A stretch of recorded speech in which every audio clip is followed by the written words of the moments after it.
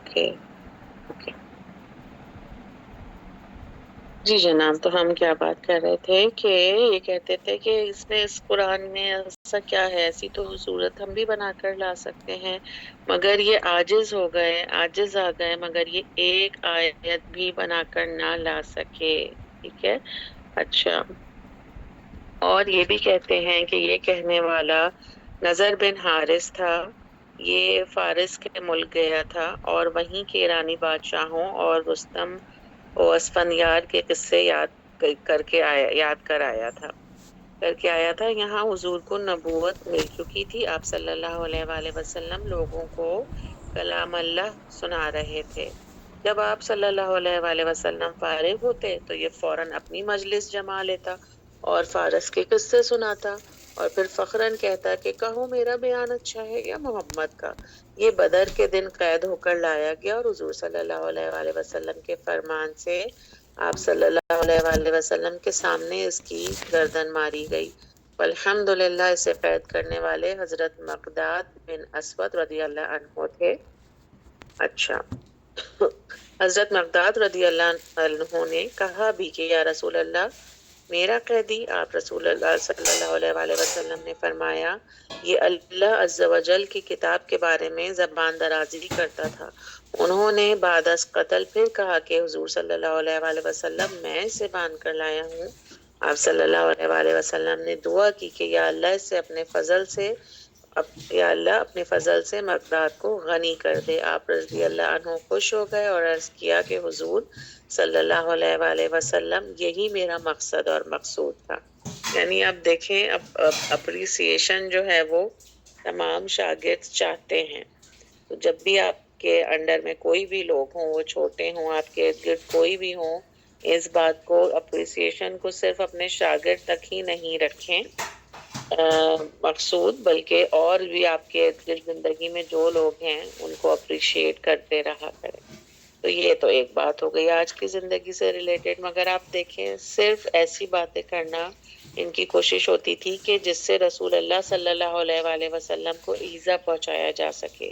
یہ کفار کہتے تھے کہ قرآن میں سوائے پہلے لوگوں کی لکھی ہوئی کہانیوں کے کیا رکھا ہے، انہی کو پڑھ پڑھ کر یہ لوگوں کو سناتے رہتے ہیں. حالانکہ یہ محض من گھڑت باتیں ہیں جنہوں نے گھڑ لی ہیں. اسی لیے اس کے قول کو نقل کر کے جب جناب باری اللہ سبحانہ وتعالیٰ نے فرمایا کہ انہیں جواب دے دو کہ آسمان و زمین کی تمام غائب باتوں کو جاننے والے نے اتارا ہے یہ کلام، جو غفور ہے، جو رحیم ہے، جو توبہ کرنے والوں کی خطائیں معاف کرتا ہے، اپنے سامنے جھکنے والوں پر بڑے کرم کرتا ہے. پھر اس کے بعد کیا ہے کہ ابن عباس رضی اللہ عنہ کا بیان ہے کہ مشرک حج میں طواف کے وقت کہتے تھے کہ اچھا کیا کہتے تھے مشرک؟ لبیک، جیسے پڑھا جاتا ہے تلبیہ لبیک اللہم لبیک لبیک لا شریک لک لبیک، اسی وقت رسول اللہ صلی اللہ علیہ وآلہ وسلم فرماتے تھے بس یعنی بس اتنا ہو گیا، کافی ہے. لیکن پھر وہ مزید اس میں کیا ایڈیشن کرتے تھے؟ اللہ شریکہ لک تملکہ وما ملک، یعنی ہم حاضر ہیں اے اللہ تیرا کوئی شریک نہیں. اور پھر کیا ایڈ کرتے تھے کہ وہ شریک جو خود بھی تیری ملکیت میں ہیں اور جن چیزوں کے وہ مالک ہیں ان کا بھی اصل مالک تو ہی ہے. اور پھر اور کیا ایڈ کرتے تھے؟ غفرانک اے اللہ ہم تجھ سے استغفار کرتے ہیں، اے اللہ تو ہمیں معاف فرما. اچھا، اسی طلب بخشش کو عذاب کے جلد نہ آنے کا سبب بتایا گیا ہے. ٹھیک ہے، اب کیا بات ہو رہی ہے اس کو آپ تھوڑا سا غور سے سمجھیے کہ جس وقت یہ، جیسے اگر ہم نے کتنا پڑھا نا کہ ظاہر سی بات ہے یہودیوں کے پاس اپنی کتاب تھی، نصارہ کے پاس اپنی کتاب تھی، مگر یہ لوگ پراؤڈنس کے طرف چلے گئے تھے. مطلب جسے کہتے ہیں نا اللہ سبحانہ وتعالیٰ کو فخر کرنے والا، غرور کرنے والا اللہ سبحانہ وتعالیٰ پسند نہیں فرماتا ایسے لوگوں کو. ہر وقت ایک دوسرے پر اپنی ترجیح بیان کرتے رہتے تھے کہ حضرت موسیٰ زیادہ اہم تھے یا حضرت عیسیٰ زیادہ اہم تھے. ہر وقت ان لوگوں کا یہی آپس میں مسئلہ رہتا تھا اور اپنی ہی کتابوں کو آگے رکھنا چاہتے تھے. رسول اللہ صلی اللہ علیہ وآلہ وسلم آخری رسول ہیں اللہ سبحانہ و تعالیٰ کے، یہ نہیں مانتے تھے، قرآن کو نہیں مانتے تھے. مگر جو اہل کتاب ہوتے ہیں، جو ان کی اچھی کوالٹیز تھیں، وہ کیا تھیں کہ کچھ بھی ہو جائے، اپنے پاس چاہے کچھ نہ ہو کھانے کو پہننے کو، مگر حاجیوں کو بہت ہی زبردست پروٹوکال دینا، بہت زبردست طریقے سے ان کا ویلکم کرنا، استغفار کرتے رہنا. ٹھیک ہے، جو اچھی. اور اگر آپ لوگوں نے یقیناً پڑھا ہوگا کہ یہ امانتوں میں خیانت نہیں کرتے تھے، وعدہ کرتے تھے تو اس کو پورا کرتے تھے. ٹھیک ہے. اب کچھ جن کا ذکر ہوا ہے وہ تو ذکر آپ کے سامنے ہے نا، جو امانتوں میں خیانت کرنے والے تھے. مگر یہ جو وعدہ کر لیا کرتے تھے، پھر اس جان کی بازی لگا دیا کرتے تھے اس کو پورا کرنے کے لیے. تو دیکھیں آپ، یہ وہی لوگ ہیں نا جو بعد میں آہستہ آہستہ کر کے پھر وہ مسلمان بھی ہوئے، ان میں سے بہت سے لوگ. ٹھیک ہے. تو آپ نے بہت سے قصے پڑھے ہیں یقیناً حضرت عمر فاروق رضی اللہ عنہ کے بارے میں بھی. ٹھیک ہے. تو یہ کیسے تھے اسلام سے پہلے، یہ بھی ہم نے پڑھا ہے ڈیٹیل سے. تو آپ دیکھیں کچھ تو اچھائیاں تھیں نا، کچھ تو ایسی باتیں تھیں جو عذاب ڈیلے ہوتا رہا، جلد نہ آیا، کیونکہ توبہ کرنے والے تھے، استغفار کرنے والے تھے، مانگتے تھے اللہ سے توبہ معافی مانگتے تھے. ٹھیک ہے. فرماتے ہیں ان میں دو سبب تھے، ایک تو نبی کریم صلی اللہ علیہ وآلہ وسلم، دوسرا استغفار. بس جب رسول اللہ صلی اللہ علیہ وآلہ وسلم وہاں سے چل دیے تو کیا باقی رہ گیا؟ استغفار باقی رہ گیا. تو قریشی آپس میں کہا کرتے تھے کہ محمد صلی اللہ علیہ وآلہ وسلم کو اللہ نے ہم پر بزرگ بنایا. اے اللہ اگر یہ سچا ہے تو ہمیں عذاب کر. جب ایمان لائے تو اپنے اس قول پر بڑے ہی نادم اور استغفار کیا. ٹھیک ہے. تو ان آیتوں کو پڑھ کر کنفیوزڈ نہیں ہونا ہے، ترجمہ بھی پڑھنا ہے اور ساتھ میں تفسیر کو بھی دہرانا ہے. ٹھیک ہے. اسی کا بیان دوسری آیت میں کیا ہو رہا ہے کہ بس انبیاء کی موجودگی میں قوموں پر عذاب نہیں آتا. ہاں وہ نکل جائیں پھر عذاب برس پڑتے ہیں، چونکہ ان کی قسمت میں ایمان تھا اور بعد از ایمان وہ استغفار کرنے والے یعنی نمازی بننے والے تھے، اس لیے بھی ان سے عذاب ٹلتا رہا. یہ بھی مطلب ہے کہ خود مکے میں ان ہی میں سے مومن تھے جو ہر وقت اللہ تعالیٰ سے استغفار کرتے رہتے تھے. بس حضرت صلی اللہ علیہ وآلہ وسلم کی موجودگی اور مسلمانوں کا استغفار اہل مکہ کے لیے باعث امن و امان تھا. یعنی کہ ان مشرکین میں، ان کافرین میں ایسے نیک مومن موجود تھے جو تقوی والے تھے، جو اللہ سے ہر وقت توبہ کیا کرتے تھے.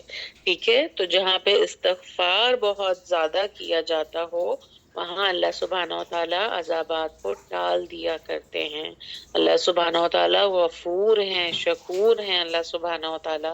اور اسی جگہ یہ جو مشرکین اور کافرین تھے یہ کیا کہا کرتے تھے کہ اگر یہ سچا ہے، رسول اللہ صلی اللہ علیہ وآلہ وسلم اگر سچے ہیں تو ہم پر عذاب بھیج. ہم پر کیوں عذاب نہیں آتا؟ ہم جو ہے وہ ہم پر پتھروں کی بارش نہیں ہوتی ہے. اور وجہ کیا تھی کہ ان سے یہ ٹلتا رہا؟ ایک تو ان میں رسول اللہ صلی اللہ علیہ وآلہ وسلم تھے، دوسرا ان کا استغفار، اور دوسری ان کی چند کوالٹیز جو ابھی ہم نے ڈسکس کری کہ اہل کتاب ہونے کی وجہ سے ان کے اندر بہت ساری اچھی عادتیں ان میں خود بھی موجود تھیں. ٹھیک ہے. جس کے لیے بعد میں اللہ سبحانہ و تعالیٰ نے ان کو اہل ایمان میں بھی شامل کیا اور انہیں استغفار کی توفیق بھی عطا فرمائی کہ انہوں نے بعد میں توبہ بھی کری. ٹھیک ہے. تو رسول اللہ صلی اللہ علیہ وآلہ وسلم کا فرمان ہے کہ مجھ پر دو امن میری امت کے لیے اترے ہیں، ایک میری موجودگی، دوسرے ان کا استغفار. بس جب میں چلا جاؤں گا استغفار قیامت تک کے لیے ان میں چھوڑ جاؤں گا. اب آپ سمجھ لیں کہ کتنی یہ آیت آپ کو کتنا ایمفسائز کر رہی ہے استغفار پر، اہمیت کو جانے استغفار کی۔ ایک اور حدیث ہے کہ شیطان نے کہا اے اللہ مجھے تیری عزت کی قسم، میں تو جب تک تیرے بندوں کے جسم میں روح ہے انہیں بہکاتا رہوں گا۔ اللہ عز و جل نے فرمایا مجھے بھی میری جلالت اور میری بزرگی کی قسم، جب تک وہ مجھ سے استغفار کرتے رہیں گے میں بھی انہیں بخشتا رہوں گا۔ ٹھیک ہے، تو مسند احمد ہی میں ہے، رسول اللہ صلی اللہ علیہ وآلہ وسلم فرماتے ہیں بندہ اللہ کے عذابوں سے امن میں رہتا ہے جب تک وہ اللہ عز و جل سے استغفار کرتا رہتا ہے۔ ٹھیک ہے جناب، تو اللہ سبحانہ و تعالی ہم سب کو کس میں شمار فرمائے؟ سچی توبہ کرنے والوں میں۔ اللہم اجعلنا من المستغفرین، آمین یا رب العالمین۔ وما لہم، اور کیا، لہم ان کو، اللہ کے نہ، یعذبہم اللہ عذاب دے گا ان کو اللہ، وہم حالانکہ وہ، یصدون روکتے ہیں، عن المسجد الحرام یعنی کس سے؟ مسجد الحرام سے، وما کانو حالانکہ نہیں ہے وہ، اولیاء یعنی حالانکہ نہیں ہے وہ اس کے اولیاء، کون یعنی اس کے رکھوالی کرنے والے، متولا۔ ٹھیک ہے، ان اولیاءہ نہیں اس کے متولا، الا مگر، الا المتقون تقوی والے، ولکن اور لیکن، اکثرہم لا یعلمون اکثر ان میں سے نہیں علم رکھتے۔ اچھا، ہم دوسری آیت بھی کور کر لیتے ہیں جناب۔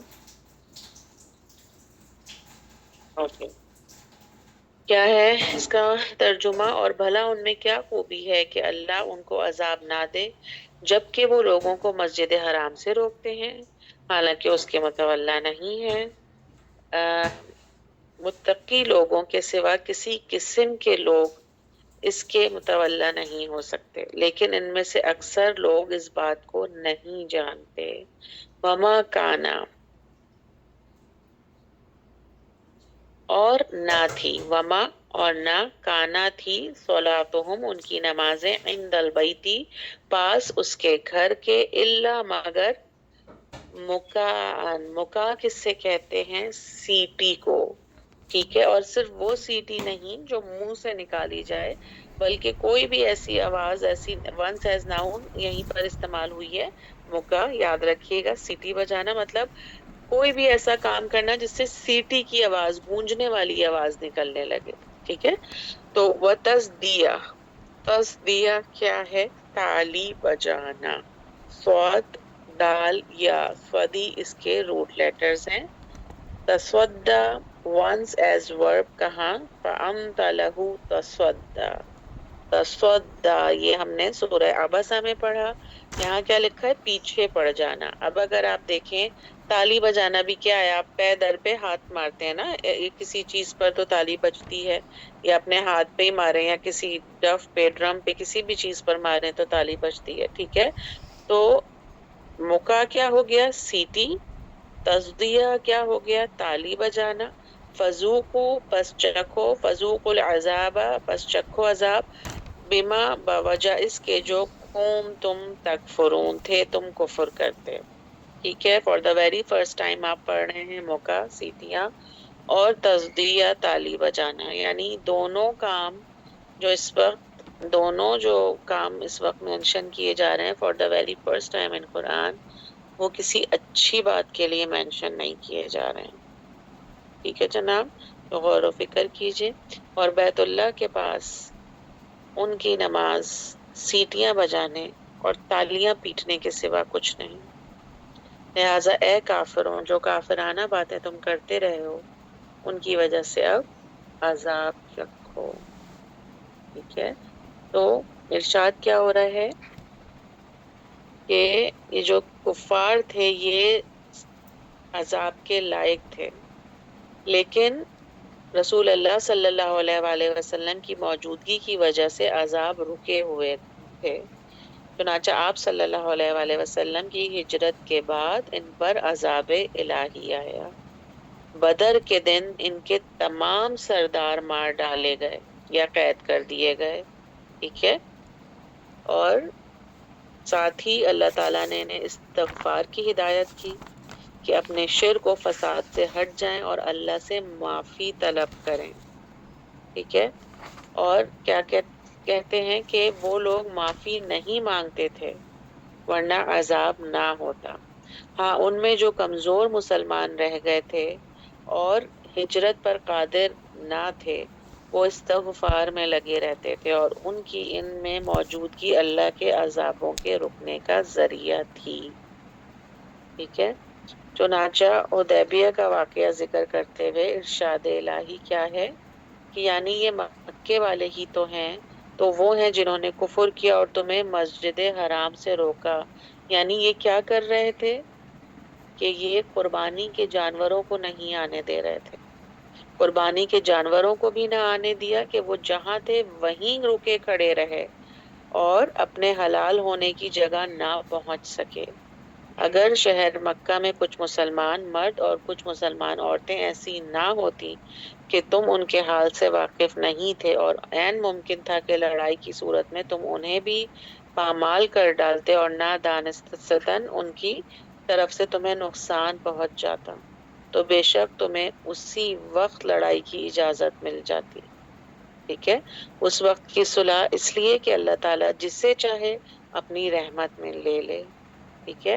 اگر مکے میں رکے ہوئے مسلمان وہاں سے کہیں ٹل جاتے تو یقیناً کافروں کو دردناک مار ماری جاتی۔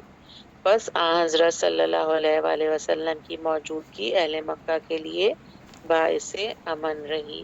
پھر حضور صلی اللہ علیہ وآلہ وسلم کی ہجرت کے بعد جو ضعیف مسلمان وہاں رہ گئے وہ استغفار کرتے رہتے تھے، ان کی موجودگی کی وجہ سے عذاب نہ آیا۔ جب وہ بھی مکے سے نکل گئے تب یہ آیت اتری کہ بس اب کوئی باقی نہ رہا، بس مسلمانوں کو مکے پر چڑھائی کرنے کی اجازت مل گئی اور یہ مفتوح ہوئے، ٹھیک ہے۔ تو آپ دیکھیں کہ اللہ سبحانہ و تعالیٰ یہاں پہ کس طرح ان لوگوں کو بھی جو بدترین حالات میں تھے، ہدایت قبول نہیں کرنا چاہتے تھے، تنگ کیا کرتے تھے، آپ دیکھیں بے ڈھنگا پن یہ سب انہوں نے اختیار کیا ہوا تھا نا، کہ حضور صلی اللہ علیہ وآلہ وسلم نے قریشیوں کو جمع کیا، پھر پوچھا کہ تم میں سے اس وقت کوئی اور تو نہیں، یعنی وہاں کوئی اور تو نہیں؟ انہوں نے کہا بہنوں کی اولاد اور حلیف اور مولا ہیں۔ فرمایا یہ تینوں تو تم میں سے ہی ہیں، سنو تم میں سے میرے دوست وہی ہیں جو تقوی اور پرہیزگاری والے ہیں، بس اللہ کے اولیاء محمد صلی اللہ علیہ وآلہ وسلم ہیں اور آپ صلی اللہ علیہ وآلہ وسلم کے اصحاب رضی اللہ عنہ ہیں۔ یعنی یہاں کون سی آیت کی بات ہو رہی ہے؟ اس کی، ٹھیک ہے، کہ راہ رب سے روکنا، اللہ کے ساتھ کفر کرنا، مسجد حرام کی بے حرمتی کرنا اور اس کے لائق لوگوں کو اس سے نکالنا اللہ کے نزدیک بہت بڑا جرم ہے۔ تو آپ حضرت صلی اللہ علیہ وآلہ وسلم سے سوال کیا گیا کہ آپ کے دوست کون ہیں؟ آپ صلی اللہ علیہ وآلہ وسلم نے فرمایا ہر ایک پرہیزگار، اللہ سے ڈرنے والا، ٹھیک ہے، وہ کیا ہے؟ میرا ساتھی ہے، میرا دوست ہے، میرا خیر خواہ ہے، ٹھیک ہے۔ تو پرہیزگاری والے ہیں جو اللہ کے اولیاء محمد صلی اللہ علیہ وآلہ وسلم کے، مطلب اللہ کے اولیاء محمد صلی اللہ علیہ وآلہ وسلم کے اولیاء ہیں، ٹھیک ہے، تقوی اختیار کرنے والے اور اصحاب رضی اللہ عنہم، ٹھیک ہے۔ اچھا، پھر اب یہاں جو ہم نے یہ آیت پڑھی اس میں ان کی شرارتوں کا جو ذکر ہوا ہے کہ ان کا بے ڈھنگا پن بیان فرمایا جا رہا ہے کہ کعبے میں آ کر یہ مسجد الحرام میں آ کے کرتے کیا تھے؟ یا تو جانوروں کی سی سیٹیاں بجانے لگتے تھے، منہ میں انگلیاں رکھ رکھ کر سیٹیاں، یا تالیاں پیٹنے لگتے تھے، طرف طواف کرتے ہوئے برہنہ ہو جایا کرتے تھے، رخسار کبھی کسی طرف جھکا لیا، کبھی سیٹی بجا لی، کبھی تالی بجا لی، تو بس یہ نماز ہو گئی، یہ کیسی نماز ہے؟ ٹھیک ہے، تو کبھی کسی طرف جھک گئے، مطلب ایک طواف کرنے کے بھی آپ کو کوڈ آف کنڈکٹ بتایا جاتا ہے نا، کہ آپ کو کعبے کی طرف بھی دیکھتے ہوئے طواف نہیں کرنا ہے، ٹھیک ہے، یا اسٹریٹ دیکھنا ہے یا نظر جھکانی ہے، اور اللہ کا ذکر کرتے رہنا ہے۔ اور یہاں کیا ہو رہا ہے آپ دیکھیں، صرف لوگوں کو تنگ کرنے والی باتیں، تماشا بنانے والی باتیں، ٹھیک ہے۔ اور کیا ان کا مقصد ہوتا تھا کہ وہاں موجود لوگوں کی نمازیں خراب کریں، مومنوں کا مذاق اڑائیں، لوگوں کو اللہ کی راہ سے روکیں، اور اپنے کفر کا بھرپور، اب کیا اللہ سبحانہ و تعالیٰ فرما رہے ہیں کہ اب اپنے کفر کا بھرپور مزہ چکھو۔ تو بدر کے دن یہ قید ہو کے قتل ہوئے اور تلواریں چلیں، اور ان کے یہ اپنے بدترین حال کو پہنچے، ٹھیک ہے جناب۔ تو اب ہم آتے ہیں آیت نمبر 36 پر۔ ان الذین، بے شک وہ لوگ، کفروا، جنہوں نے کفر کیا، یونفقون، وہ خرچ کرتے ہیں، اموالہم، اپنے مالوں کو، لی یسدو، لی یسدو، تاکہ وہ روکیں۔ ہم پہلے بھی پڑھ چکے ہیں ورڈ سود، دال، دال، ٹھیک ہے، اس کے روٹ لیٹرز ہیں ان سبیل اللہ، تاکہ وہ روکیں اللہ کے راستے سے، فَسَيُنْفِقُونَہا، پس سا، ان قریب، یا وہ، ٹھیک ہے۔ پھر کیا آ رہا ہے بیچ میں، جو روٹ لیٹرز آ رہے ہیں وہ کیا ہے، نون، فا، قاف، نفقہ، خرچ کرنا، ٹھیک ہے، ہاں آخر میں اس کو، کس کو خرچ کرنے کی بات ہو رہی ہے، بس ان قریب وہ خرچ کریں گے اس کو، ثم تکونو، پھر ہو جائے گا، علیہم، حسرتن، ان پر حسرت کا سبب، ثم، پھر وہ، یغلبون، وہ مغلوب کیے جائیں گے، والذین کفروا، وہ لوگ جنہوں نے کفر کیا، الی جہنم یحشرون، طرف جہنم کے وہ اکٹھے کیے جائیں گے۔ جن لوگوں نے کفر اپنا لیا وہ اپنے مال اس کام کے لیے خرچ کر رہے ہیں کہ لوگوں کو اللہ کے راستے سے روکیں، نتیجہ یہ ہوگا کہ یہ لوگ خرچ تو کریں گے مگر پھر یہ سب کچھ ان کے لیے حسرت بن جائے گا، اور آخر کار یہ مغلوب ہو جائیں گے، اور آخرت میں یعنی ان کافروں کو جہنم کی طرف اکٹھا کر کے لایا جائے گا۔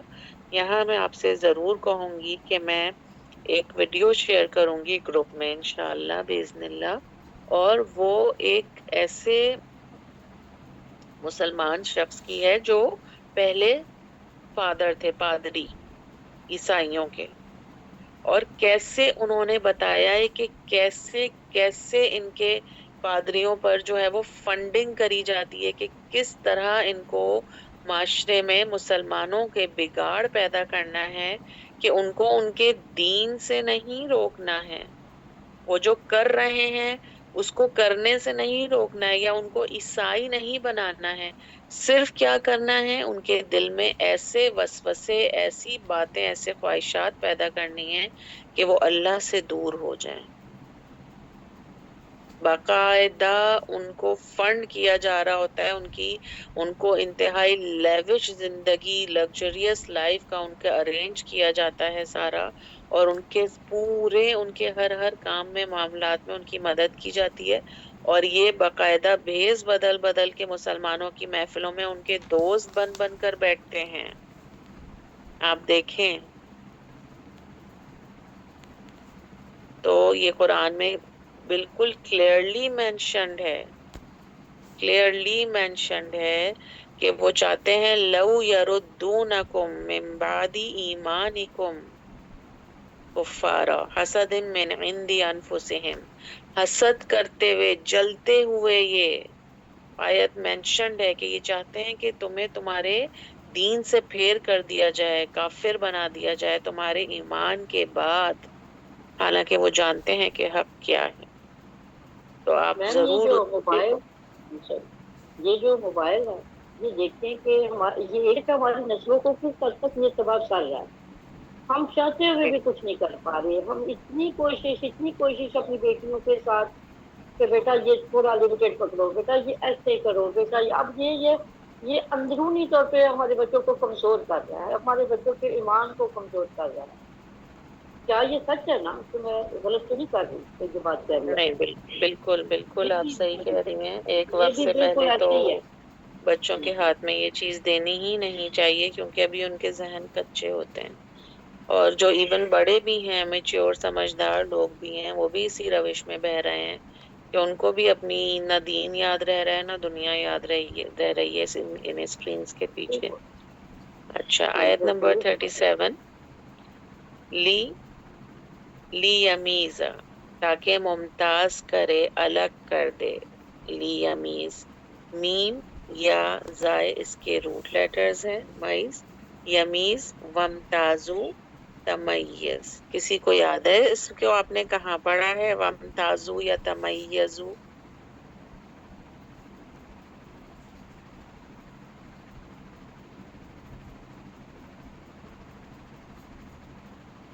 आप पढ़ते भी हैं बहुत फ्रीक्वेंटली?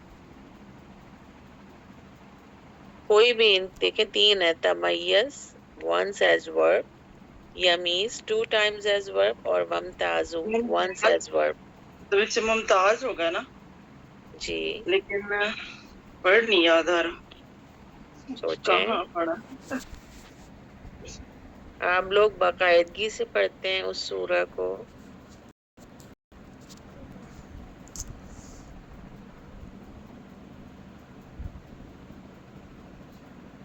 ठीक है, देखिए आ गया सूरह सामने। यासीन में वमताजुल मुल्कू करके। बरकल्लाहु फीकी। देखिए, ये आपने ये कहा ना, ममताजुल यौमा अय्युहल मुजरिमून, सूरह यासीन। बरकल्लाहु फीकी। और ये देखें, जो मैं फर्स्ट वर्ड जो मैं आपसे कह रही थी, जो आप रेगुलर पढ़ते हैं, तकादु तमय्यजु मिनल गैज़। यहाँ तमय्यजु किस लिए इस्तेमाल हो रहा है? फट पड़ेगी गुस्से से। इसकी बात हो रही है यहाँ, कुछ समझ आ रहा है? ज़मीन।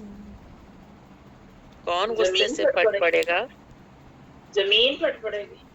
ये नहीं, ये जहन्नुम की जहन्नम, बात हो रही है। जहन्नम, जहन्नम, जहन्नम। यस, यस, जी जहन्नम। तकादु तमय्यजु मिनल गैज़, यानी कि आप सोचें, एक तो जहन्नुम, ऊपर से गुस्से से ही फट जाना है।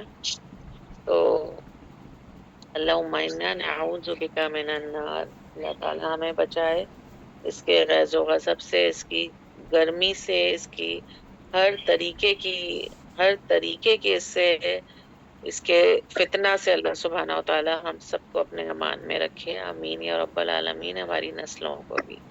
लियमीज़ अल्लाहु, ताकि मुमताज कर दे अल्लाह, किससे? अल्लाहुल खबीसा मिन अत्तय्यब, नापाक को से पाक। ठीक है, खबीस हो गया नापाक, तय्यब हो गया पाक। वयजअला, और कर दे, वयजअल खबीसा, नापाक को क्या कर दे? बादहू, उसके बाद को, अला बादिन, उसके ऊपर, बास को, फैयर कुमाहू, फैयर कुमाहू, और फिर जमा कर दे उसको। अच्छा, फा आप हटा दें, आखिर का हु हटा दें, फा हो गया, फिर आखिर का हु हो गया, उसको। बीच में क्या बच रहा है? यरकुम, यरकुम, रा, काफ, मीम इसके रूट लेटर्स हैं। अब आप देखें, रुकामा, मरकूम, फयरकुमा। क्या मतलब है इसका? जमा कर देना। ठीक है, जमीआ, सारा के सारा, यानी ढेर कर दे। कहीं आपको ये मीनिंग भी लिखे हुए मिलेंगे कि सबका सब एक दूसरे के ऊपर ऐसे जमा कर देना कि ढेर हो जाए। ठीक है, जमीआ, सारा के सारा, फयज अलहू, और फिर डाल दे उसको, फी जहन्नम, जहन्नम में। उलाइका हुमुल खासिरून, यही लोग हैं खसारा पाने वाले, खसारे में हैं जो सरासर। ताकि अल्लाह नापाक लोगों को पाक लोगों से अलग कर दे, और एक नापाक को दूसरे नापाक पर रखकर सबका एक ढेर बनाए। ठीक है, जो आपने अभी पढ़ा, क्या? फयर कुमाहू। ठीक है, एक ढेर बना दे, हीप जिसे कहते हैं, और उस ढेर को जहन्नुम में डाल दे। यही लोग हैं जो सरासर खसारे में हैं। अब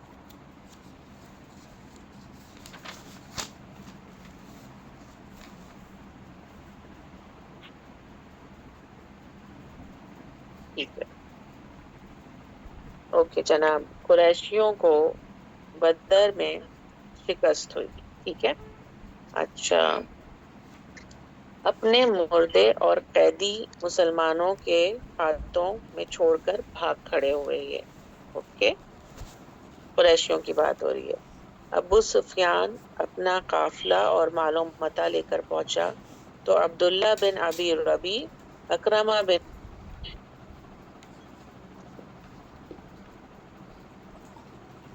پلیز ایکسکیوز می،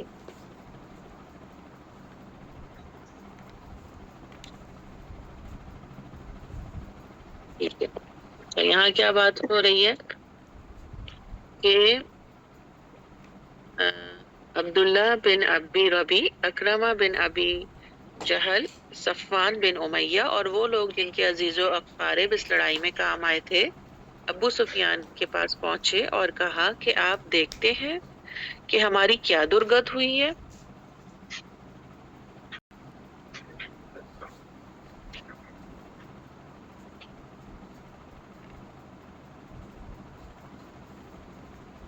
اوکے، اگر آپ رضامند ہوں تو یہ سارا مال روک لیا جائے اور اسی خزانے سے دوسری جنگ کی تیاری وسیع پیمانے پر کی جائے اور انہیں مزہ چکھا دیا جائے. چنانچہ یہ بات مان لی گئی اور پختہ ہو گئی. اسی پر یہ آیت اتری کہ خرچ کرو، ٹھیک ہے، اور یہ بھی غارت ہو جائے گا اور دوبارہ منہ کی کھاؤ گے. ایک قول یہ بھی ہے کہ یہ آیت بھی بدر کے بارے میں اتری. الفاظ آیت کے عام ہیں، گو سبب نزول خاص ہو. حق کو روکنے کے لیے جو بھی مال خرچ کرے وہ آخر ندامت کے ساتھ رہ جائے گا. ٹھیک ہے، یعنی کہ آپ اپنا مال کس چیز میں خرچ کر رہے ہیں؟ لوگوں کو روکنے کے لیے، تو اس کا آپ کو کوئی فائدہ نہیں ہوگا. ٹھیک ہے، دین کا چراغ انسانی پھوکوں سے نہیں بجھ سکتا. اس خواہش کا انجام نامرادی کے علاوہ اور کچھ بھی نہیں ہے. خود اللہ اپنے دین کا ناصر اور حافظ ہے. اس کا کلمہ بلند ہوگا، اس کا بول بالا ہوگا، اس کا دین غالب ہوگا اور کفار منہ دیکھتے رہ جائیں گے. ٹھیک ہے، اور پھر ایسے لوگوں کا ٹھکانہ کیا ہے؟ جہنم. اور اللہ سبحانہ و تعالی روز محشر ایک ایک کو، یعنی شقی اور سعید کو الگ الگ کر دیں گے، برے اور بھلے کو ممتاز کر دیں گے. یہ تفریق اور امتیاز آخرت میں بھی ہوگی اور دنیا میں بھی. ٹھیک ہے، کہ اللہ سبحانہ و تعالیٰ نے کیا فرمایا کہ قیامت کے دن ہم کافروں سے کہیں گے کہ تم اور تمہارے معبود یہیں اسی جگہ ٹھہرے رہو. اور آیت میں ہے کہ قیامت کے دن یہ سب جدا جدا ہو جائیں گے، اور ایک اور آیت میں ہے کہ اس دن یہ ممتاز ہو جائیں گے، اور ایک اور آیت میں ہے کہ اے گناہگاروں تم آج نیکوکاروں سے الگ ہو جاؤ. جس طرح دنیا میں بھی ایک دوسرے سے بالکل ممتاز تھے.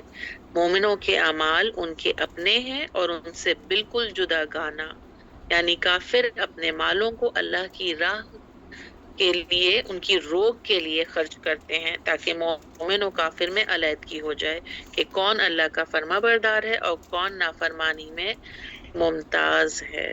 ٹھیک ہے، یعنی ایک اور جگہ کیا فرمان ہے؟ دونوں لشکروں کی مت بھیڑ کے وقت جو کچھ تم سے ہوا وہ اللہ کے حکم سے تھا تاکہ مومنوں اور منافقوں میں تمیز ہو جائے.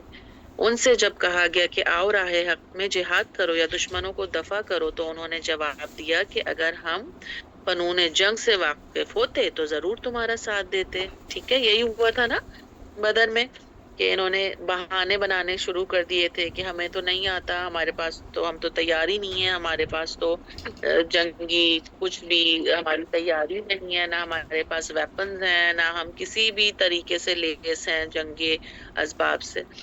تو اسی طرح اللہ سبحانہ و تعالیٰ فرماتے ہیں اللہ تعالیٰ تمہیں تمہاری موجودہ حالتوں میں ہی چھوڑنے والا نہیں، وہ پاک اور پلید کو علیحدہ علیحدہ کرنے والا ہے. فرمایا اللہ سبحانہ و تعالیٰ، کیا تم بیٹھے یوں ہی جنت میں چلے جاؤ گے؟ ام حسبتم ان تدخلوا الجنہ، ایسے ہی. حالانکہ اب تو اللہ نے تم میں مجاہدین کو اور صبر کرنے والوں کو بالکل کھلم کھلا ان میں فرق پیدا کر دیا ہے. یعنی مجاہدین اور صبر کرنے والے ایک طرف اور جو کفر کرنے والے ہیں وہ ایک طرف. سورہ برات میں بھی اسی سی ایک آیت موجود ہے. تو مطلب یہ ہوا کہ ہم نے تم کا ہاتھ اس لیے مبتلا کیا ہے اور اس لیے انہیں اپنے مال باطل میں خرچ کرنے پر لگا دیا ہے کہ نیک و بد کی تمیز ہو جائے. دنیا و آخرت میں یہ لوگ برباد ہیں جو اپنا مال دین کی روک پیدا کرنے کے لیے استعمال کرتے ہیں. اچھا، اب یہاں میں آپ سب سے ریکویسٹ کروں گی کہ اس میٹنگ کو لیو کر دیجئے اور فرسٹ والا لنک جو آپ کے گروپ میں ہے آج کا ہی فرسٹ والا اس کو کنیکٹ کریں، کیونکہ وہ آیت پڑھتے پڑھتے بیچ میں سے ڈسکنیکٹ ہو جائے. اس سے بہتر ہے کہ ہم ابھی ہی اینڈ کر لیں اور یہ جو ہے ہماری لاسٹ آیا ہوگی انشاءاللہ، اس کے بعد پھر ہم کلاس کو اینڈ کر دیں گے. ٹھیک ہے، چلیں.